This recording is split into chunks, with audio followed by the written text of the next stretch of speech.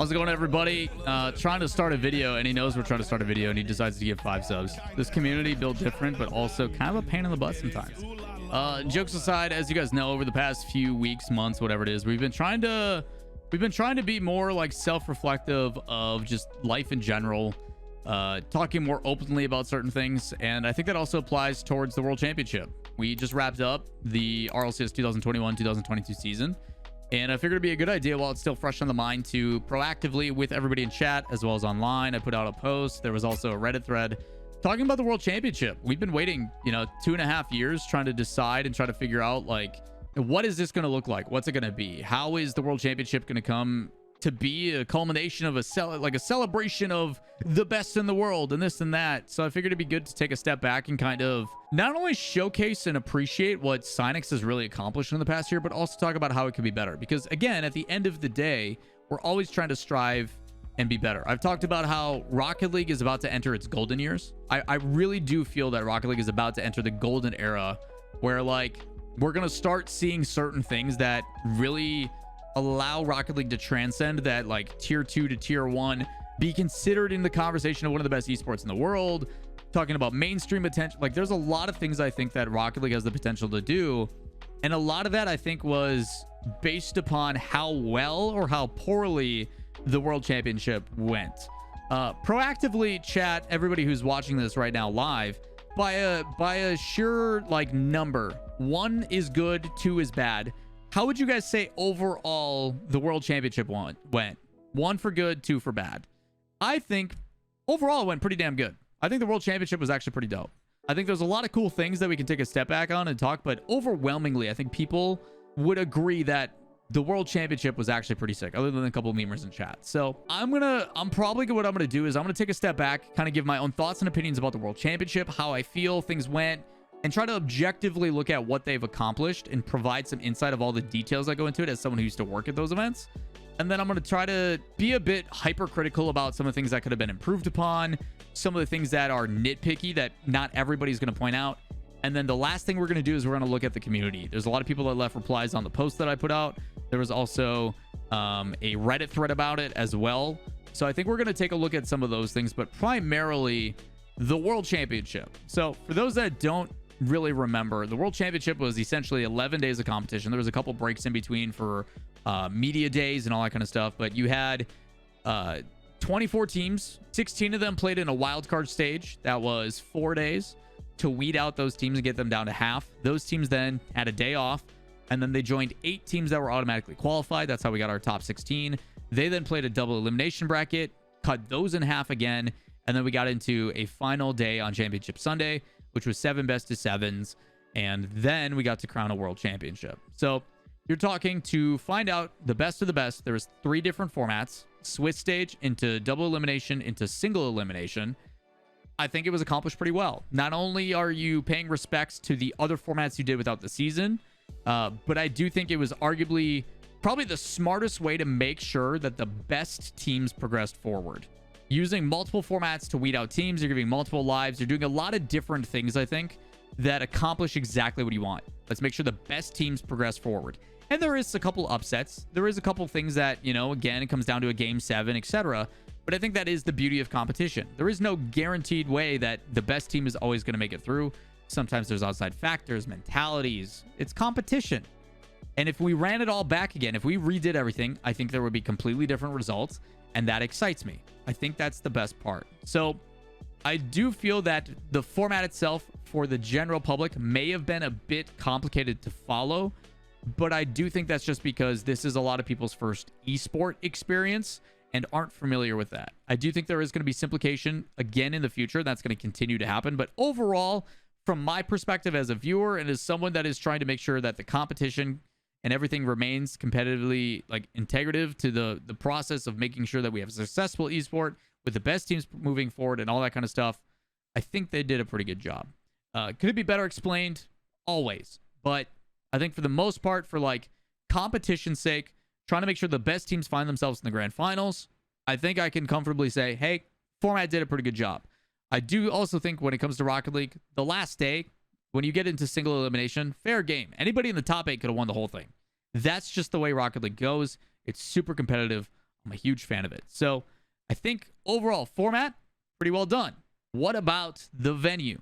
So Rocket League is the first time we've seen an event last more than 5 days, both to the audience and otherwise. We had the pavilion that was open only to 1,000 people, and then we had the arena, which was open to 13,000 people. I went in during the wildcard stage, a little bit after getting into groups, and got to see a little bit of that. And the pavilion was actually pretty cool. It was a very open concept. Accessibility, security was great. I think in contrast, London I don't think they will ever run an event at a Copper Box ever again. Infrastructure wise, it does not have the support structure it needs for a lot of people. Doesn't have access to certain things that are desperately needed. And the security, candidly, was it was horrible. They were not checking bags. I personally felt a little unsafe just because of like walking in, they didn't check anybody. And it sucks that we have to think about that in this day and age. But in contrast, the security was almost annoying at the event, which was great. I think the security did a really good job. They kept getting more and more strict when it came to the days that progressed based upon who was allowed where and what. And I think overall, Dickies Arena did a pretty good job of making sure that people felt safe and that things were going well. So security, all that kind of stuff, I think was done very well. And I don't think anybody had to wait like too crazy long in some of the lines. I do know some of those lines are pretty crazy, and like there was a little bit of a wait, but you're talking 13,000 people to be expected. So I think that was fine. But yeah, I think the security did a pretty good job. Pretty speedy on it. They had plenty of staff. I think the venue food was kind of mid, but that you're going to a sports event.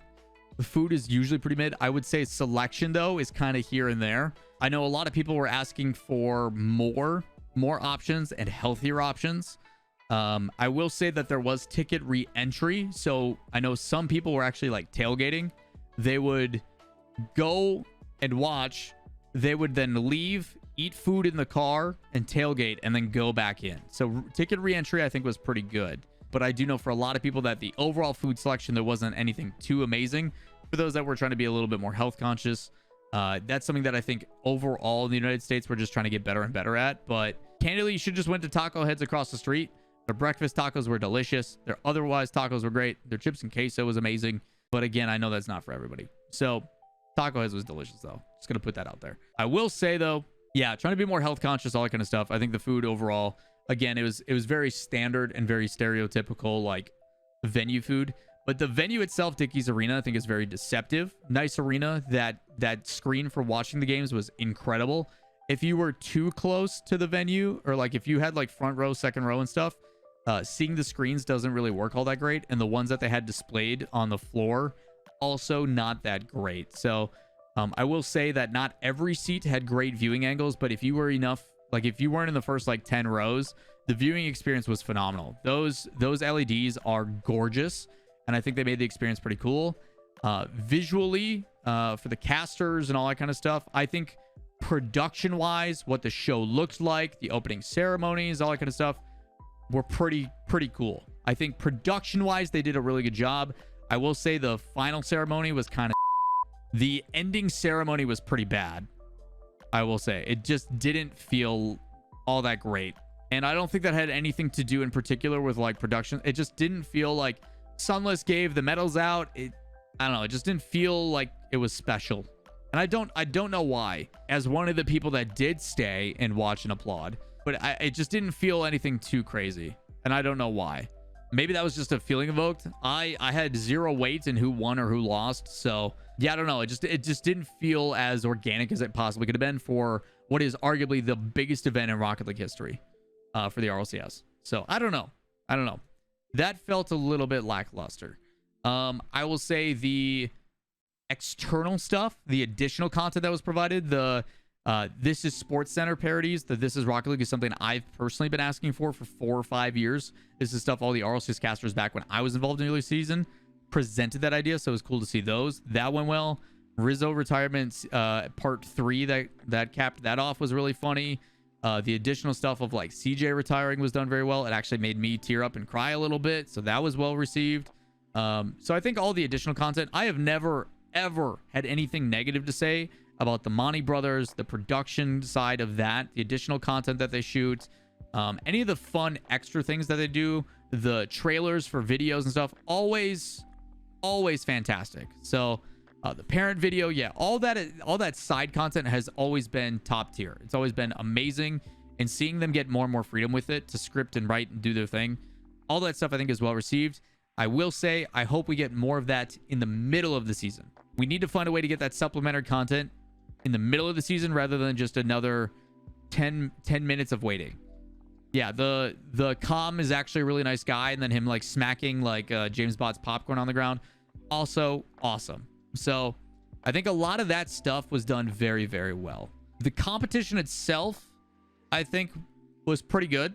The only thing that I really disliked thinking about it for the tournament is probably if you're going to run an 11-day event, why not 12 days and separate quarterfinals, semifinals, grand finals into 2 separate days? I think you have 7 best of 7s all in one day when every other day is 4. Kind of weird. Like you spent so much time and effort putting this together, and now the last day people are getting burnt out. Feels kind of icky. The matches you should know are going to be the most competitive that they've ever been all weekend long, so they're probably going to run late, which they did. It was like an 11-hour day. People were kind of burnt out by the end, and I think that changes how people react and appreciate certain things. Also, your hype for the end was the anthem song, Here Now, just on loop every 3 seconds, and it literally would just say here now, over and over and over and 2 hours later, and over and over again. It just kept going.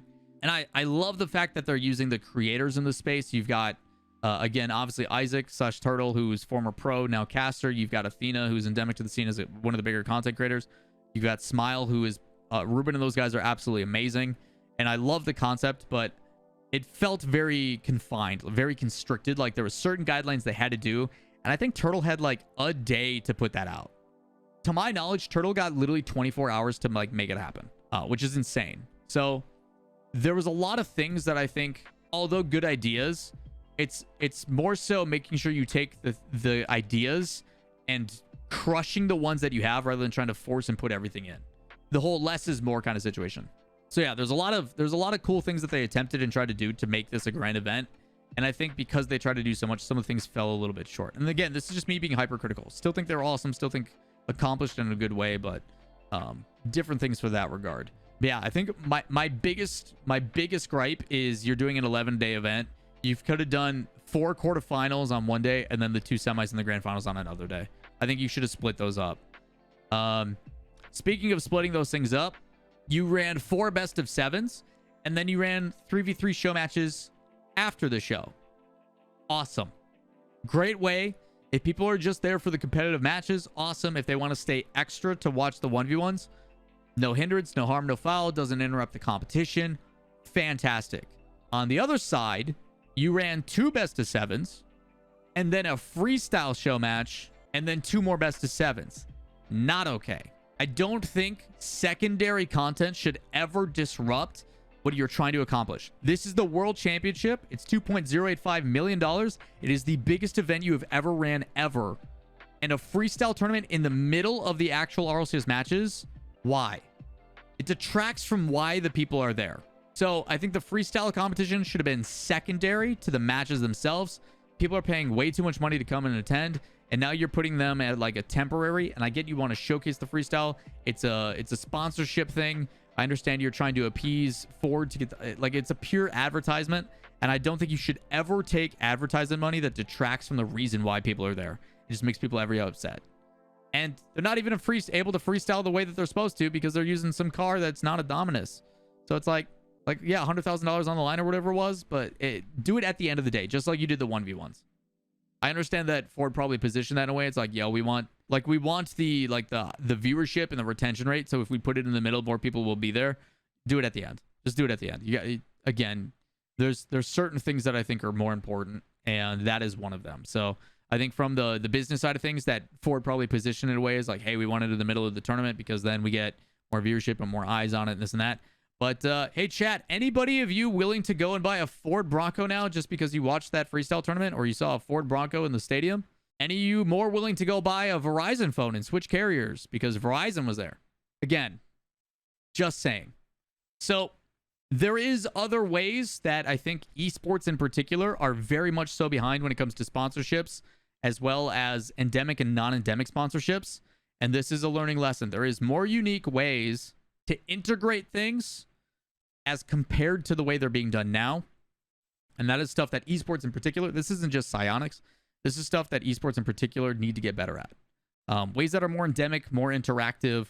You're talking now on the other side, attendance. 13,000 seats. Things were sold out. Did not look sold out to me. Don't know if that's because of third-party purchasers or other reasons. I will say, though, there was a lot of people walking around in the outer ring. And that's not necessarily a bad thing, but those are potential people that you can advertise to or provide things. I think why people liked LA and the winter major so much is because there was an outdoor and an indoor. It felt very much so like a convention or like a PAX or like a DreamHack. There was other things to do. So for people that weren't necessarily always inside watching the games in LA at SoFi YouTube Theater, they would go outside. They would meet people. They would do meet and greets. They would talk to pros, content creators. They would go and get food at the food trucks. They would go to the different booths. Like, it felt separated in a way that made it feel more meaningful. While in Dickies, going around the outer bowl was just like, oh, there's a small booth there, there's a small booth there. But ultimately, I either get food, go to the bathroom, go back to my seat.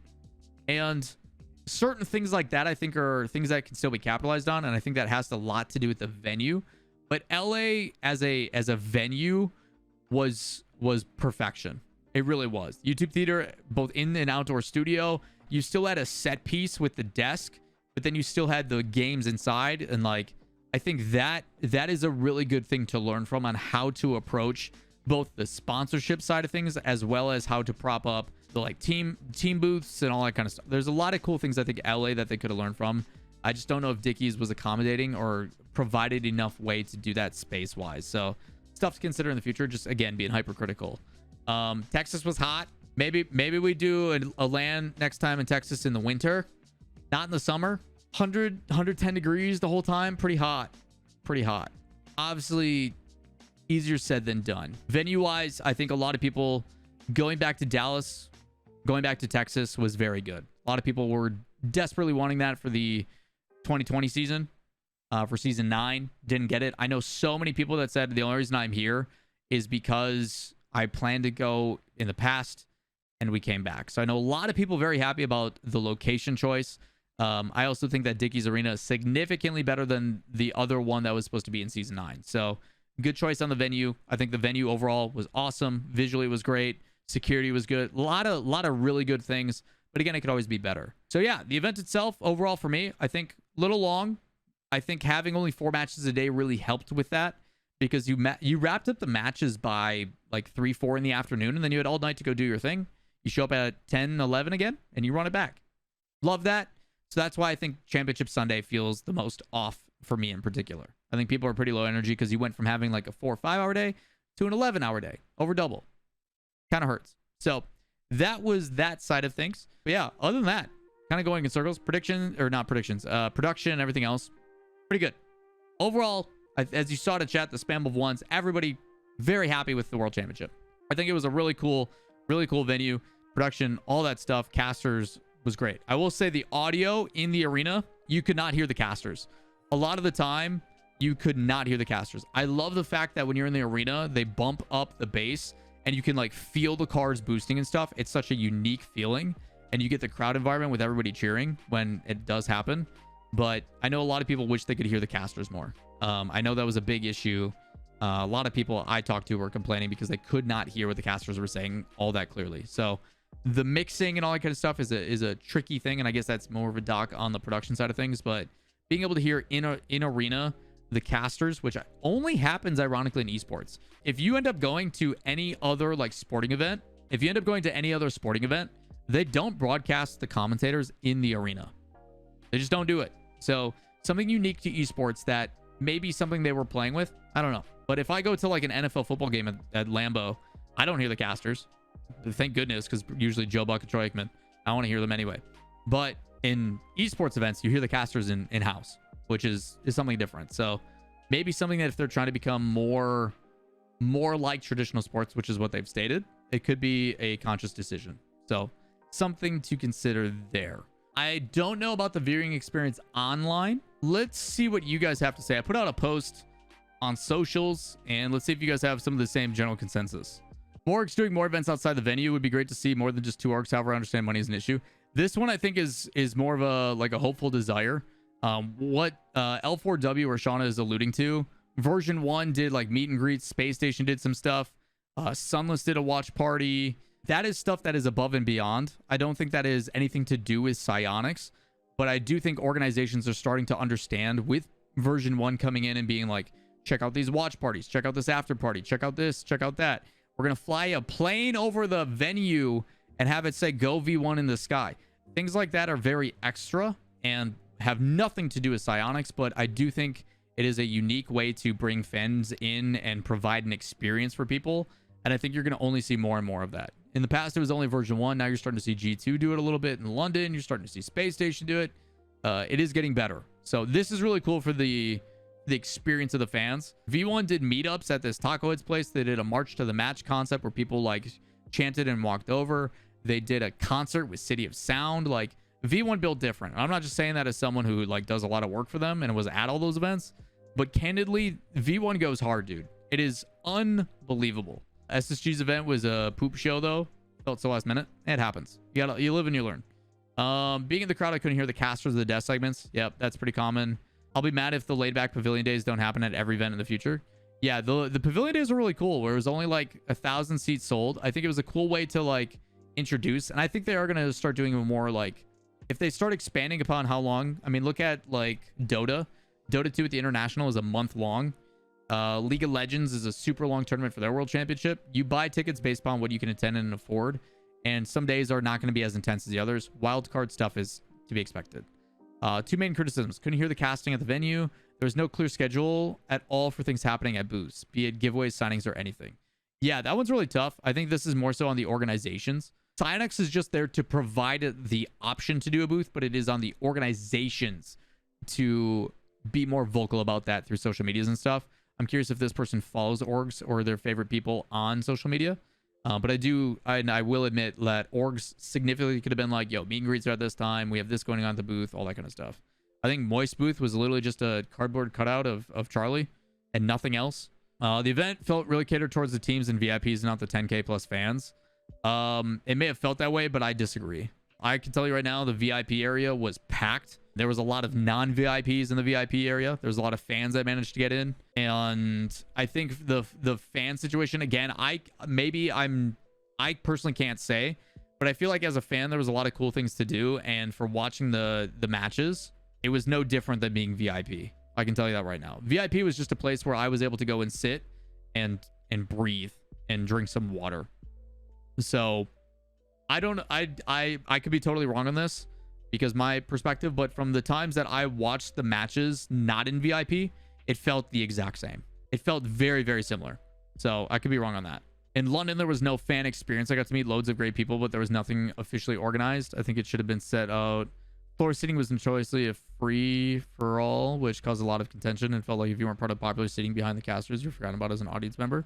What's up with the lack of closing ceremony? Yeah, so definitely the feeling of the closing ceremony was lackluster, which I do agree with. The other side of it too is it's so difficult because when you are a production team, you need to pick a certain section, and being behind the casters is always going to be the best crowd shot. So they're going to mic up that section. They're going to put emphasis to that section. But I do agree they could always be better about making it a better experience for everybody in that regard. Chat, we're going to sign an unofficial NDA. Chat, this is an NDA. This is me signing you and telling you verbally that this is my idea. You can't take it. Okay? Anybody watching this, if you see them do it, it was my idea. And I've been saying this for years. You guys ready? Ready, chat? Ready for my idea? NDA? We're in agreement that this is my brain. Nope, my idea. Awesome. I do think that they should have, pending like COVID stuff and making sure that everybody's safe, there should be an in the crowd interviews. I think they should do there's some really cool ideas that they do. Like, I talked to some really smart business people about taking ideas, really smart ideas about stuff that they do. Like, if I go to an NBA basketball game and there is a commercial break or downtime, they bring some random person from the crowd and say, hey, you have to shoot a free throw, you have to shoot a three, you have to shoot a half court shot. And if you do it, you win a car, or you win a thing. Imagine during the 10-minute break, we get 2 people from the crowd and they play a 1v1, winner gets like $1,000, or they win a signed jersey, or things to interact with the crowd during those downtimes. Little things like that would be really cool. Or like interviews in between. Stuff that is not provided and pushed, right? Things that are not given to the live audience, the people watching on Twitch, but things that are special within the venue itself. So imagine we go to a 10-minute break. There's a countdown time. Rizzo's walking around and he's just chirping some people in the crowd, getting... The only thing that's scary about that is it's an E for everyone game, and some people like attention and will say some really stupid stuff. But if we don't broadcast that to the internet and it's only for people locally, not too bad. So those types of things I think could definitely be done. I also talked to Psyonix staff about getting an interpreter for people that are deaf. There was no sign language options for people that do not have the ability to watch and hear. So like accessibility, things like that are things that are of concern. So again, always can be better, 100%. Let's see. I agree. I will disagree with the best of set every day of the week. I think best of sets suck. But other than that, I do agree it should have been 2 days. Format was at first, once main stage fell a little lackluster. James Sunday was way too long. Rather stay an extra day or two. Watch 10 for an hour. Not gonna lie. Yep. A lot of people feeling the same way. Both indoor, outdoor. Yeah, we talked about that. Ending ceremonies could have been better. Better healthy options for food. The whole fan reward for watching. Yeah, a lot of people were wondering about fan rewards. There's been some weird scaling back here and there. In the past, we used to do it. If you bought a ticket, you would get a unique wheel code for in-game. The only unique codes that they had there was a QR code you could scan for like Mobile One decals. So for people buying tickets, I know a lot of people who bought it and wanted to attend. They didn't get it. So nothing there. Did like having merch, and maybe we get more teams next time. Seeing all the top 16 before elimination was great. I do like that as well. It was awesome to see the fact that every team in the top 16 got to make it on stage. Big fan of that. A lot of issues with Championship Sunday. Auto drops given to those who attended in person for the events they were at. I'm telling you right now, Deans, bring a laptop, leave it on in your room, whether it be at an Airbnb or hotel, let it run while you're gone. The last thing I think Psyonix cares about is giving you guys in-game items if you're paying money to attend. Now, if they give you a unique item, I think that's a little bit different. If you purchased a ticket to attend their event, I think it'd be cool to give like a wheel code or something like that. I think that's important. But automatic drops to people who attend, that'd be such a pain in the butt to set up. That's the last thing they care about, probably.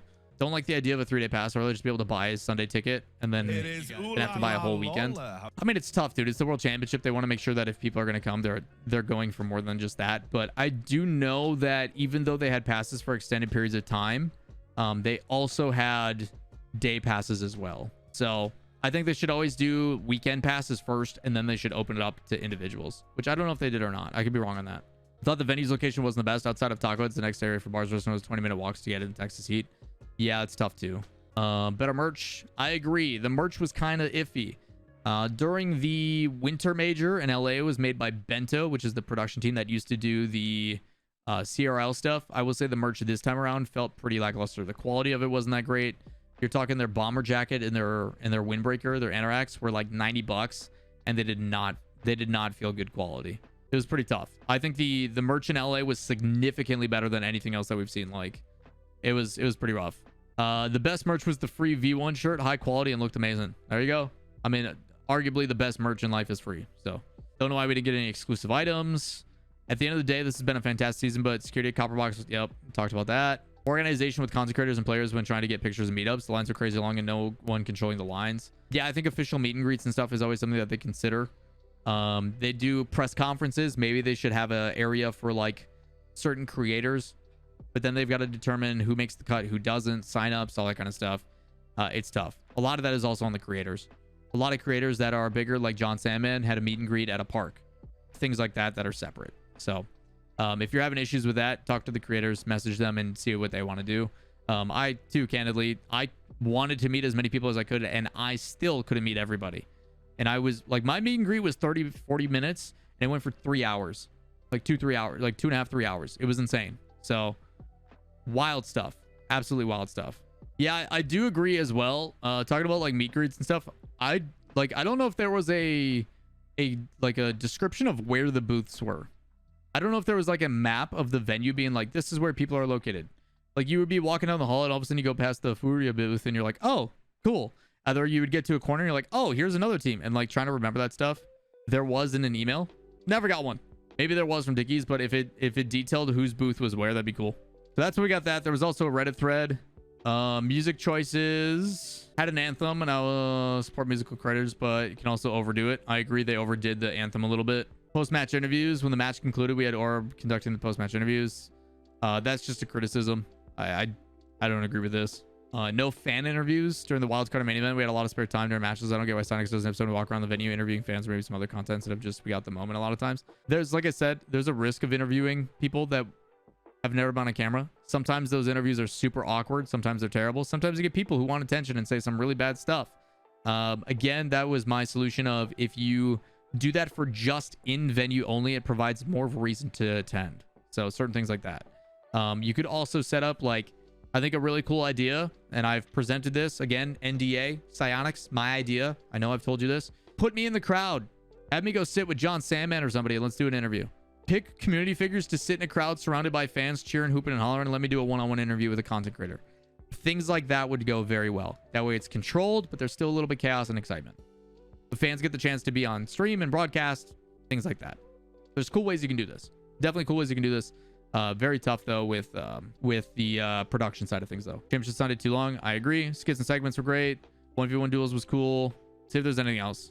EU versus NA stuff. People just being opinionated on that, which is fine. I think we've tackled most of this. I think I will say some of the camera work was very odd. For spectating, there were certain times where like you get a really far wide shot and I can't see the gameplay. I don't know if it's just because Crash was overwhelmed or there's a lot of things going on, but that'd probably be my last gripe. But that's just being super nitpicky because Crash was phenomenal at spectating. So yeah, that's what I got. That's overall my thoughts on the World Championship. I think collectively we all agree it was a phenomenal event. There was a lot of really exciting things. A lot of things really, really well done. It was awesome to go and celebrate with the community. It really was. From my perspective, I know some people felt like they didn't really get that community vibe, but I can tell you from my perspective, it was almost overwhelming. There was so many people that I got to meet and say hi to. You guys are going to see the LAN vlog and me break down crying because of one of the interactions I had. But yeah, it was a pretty nutty event, I will say. So overall, I think there's a lot to improve on. There's a lot of little things that I think will add to the viewing experience, both local as well as otherwise. But again, always trying to improve. But I think Psyonix deserves a round of applause for the first time ever not only running their World Championship with a new format, circuit-based style, but also implementing multiple different stages, different levels of like fan experiences. Like, it was pretty special event. So again, if you guys do have your own criticism, something that you guys haven't heard, or something that I said that you would like to elaborate more on, let me know in the comments down below. As again, I'm sure Psyonix, whether they admit to it or not, they tend to lurk and watch some of the videos here and there. So maybe that feedback will be a great way to provide it to them without directly asking them or telling them via the socials. But yeah, as a collective, always trying to get better, trying to make sure the experience is fun. Again, my perspective is very skewed compared to other people's. So by all means, I'm excited to hear what you guys have to say. Let me know in the comments down below. And while you're down there, if you guys enjoy the content, as always, consider giving it a thumbs up, hitting subscribe and turn on notifications, as it helps me out greatly. And we'll see you in the next one. Peace.